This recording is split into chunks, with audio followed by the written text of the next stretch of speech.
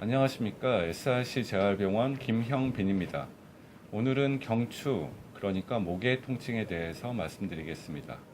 컴퓨터와 스마트폰의 발달과 더불어 우리나라에서는 만성적으로 뒷목이 불편하신 분들이 급격하게 늘어나고 있습니다. 이는 연세 드신 분들보다도 활발하게 사회활동을 하는 사무직 직장인들과 열심히 공부하는 학생들, 그리고 스마트폰을 많이 사용하는 분들에서 더 흔하게 나타납니다. 뒷목이 아플 때는 머리까지 같이 지끈거리면서 만성적인 두통도 동반되는 경우가 많죠. 이로 인해 집중력도 저하되어 공부하는데 그리고 일하는데 많은 문제가 생깁니다.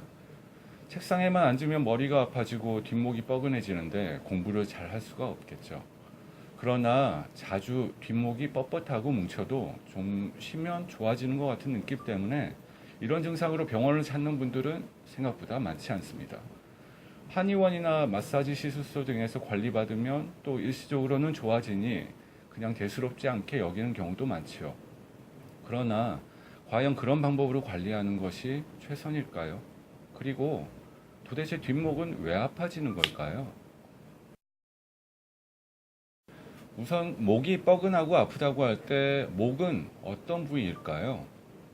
뒷목 쪽에는 허리와 마찬가지로 겉에서부터 봤을 때 피부, 근육 및 인대, 척추뼈와 척추관절, 그리고 팔다리와 온몸으로 가는 신경들이 모여있는 척수, 그리고 거기에서 나오는 신경들, 척추뼈와 뼈 사이에서 쿠션 역할을 해주는 디스크 등이 있습니다. 이 중 어느 곳에 문제가 발생하여도 모두 뒷목이 아프게 되는 셈이죠. 피부에서의 대상포진, 근육 인대의 염좌, 척추관절의 관절염, 목 디스크 자체의 파열, 혹은 목 디스크가 밀려나와서 척수나 척수신경이 눌리는 척추 협착증이나 추간판 탈출증 등 뒷목이 아픈 원인은 굉장히 다양합니다. 좀 더 복잡하게 들어가 볼까요? 당장의 뒷목이 아픈 원인이 디스크가 튀어나와서 신경을 누른 게 원인이라면 일반적인 의사라면 보통 이 디스크가 신경을 누르지 못하도록 디스크를 잘라내거나 눌리는 신경을 풀어주기 위해 뒤쪽의 뼈를 잘라내는 수술, 혹은 통증을 느끼지 못하게 만드는 신경 차단 시술과 같은 행위를 하고 치료가 됐다고 이야기하는 경우가 많습니다. 물론 진단이 정확히 이루어지고 진단에 합당한 치료를 제대로 받게 되면 목의 통증이 사라지게 됩니다. 그러나 과연 그것이 완치일까요? 재활의학과에서는 다릅니다. 바로 통증의 원인이 되는 디스크가 도대체 왜 튀어나온 것인지 그 근본 원인을 찾습니다. 원래 정상 목뼈는 이렇게 C자 모양을 이루고 있어야 머리의 무게를 전체적으로 잘 분산해서 받쳐주게 됩니다. 그러나 대부분의 목 디스크 환자분들 혹은 다른 원인에 의해서 뒷목이나 머리가 아픈 환자분들을 확인해 보면 그림과 같이 경추가 일자목이나 앞으로 휘어있는 거북목 형태를 보이는 경우가 많습니다. 이렇게 어떤 원인으로 경추가 변형되어 있는 경우 머리의 무게가 경추 전체에 고르게 분산되지 못하고 어느 한 부분에만 집중되어 해당 부위에 디스크가 눌려서 튀어나오게 만들거나 근육, 인대, 힘줄에 과부하가 걸리게 하여 문제를 발생시키게 됩니다. 그럼 이런 경추, 즉 목뼈의 변형은 왜 일어나는 걸까요? 사진과 같이 좋지 않은 자세로 일하시는 분들의 경우 당연히 점차 거북목 형태로 경추가 변형이 될 수밖에 없습니다. 그리고 이와 같이 책상에 고개를 숙인 자세로 공부하는 학생들, 또한 스마트폰을 많이 사용하는 현대인들 모두가 이와 같은 경추 변형의 위험에 노출되어 있는 셈이죠. 이러한 경추 통증의 치료는 통증을 일으키는 1차적 원인이 무엇인가? 그리고 그 1차 원인을 일으킨 근본적인 원인은 무엇인가에 따라서 매우 다양합니다. 척추 디스크가 튀어나와서 문제를 일으킨 것이 원인이라면 튀어나온 디스크가 유발하는 염증을 조절하고 튀어나온 디스크를 제거하던지 아니면 원래 자리로 되돌려야 되겠지요. 여기까지가 1차적인 치료이고 이후 다시 디스크가 튀어나오지 않도록 그 디스크에 걸리는 압력을 대신 받아주는 근육, 인대들을 강화시켜야 합니다. 그리고 디스크에 압력이 많이 걸리지 않도록 평소에나 일할 때의 자세를 확인하고 문제 있는 부분을 교정해야 되겠죠. 먼저 디스크에 걸리는 압력을 받아주는 근육, 인대 운동법에 대해서 알려드리겠습니다. 이 부분이 우리가 운동해야 할 제일 중요한 근육입니다.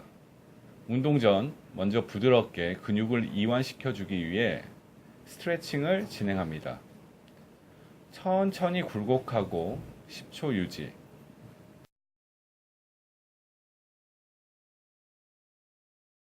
다시 천천히 머리를 뒤로 눕히고 10초 유지.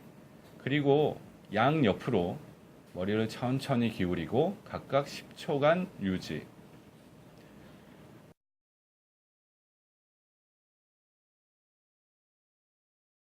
마지막으로 양쪽 방향으로 천천히 회전한 후 10초씩 유지합니다.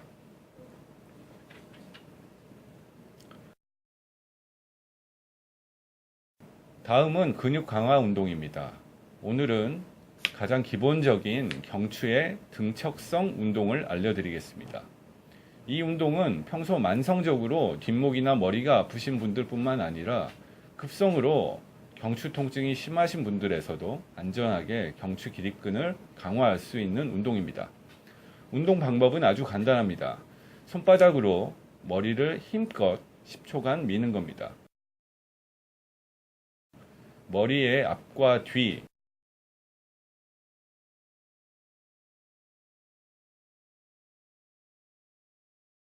그리고 양측 관자놀이 부위에 힘을 주면서 10초간 유지하시면 됩니다.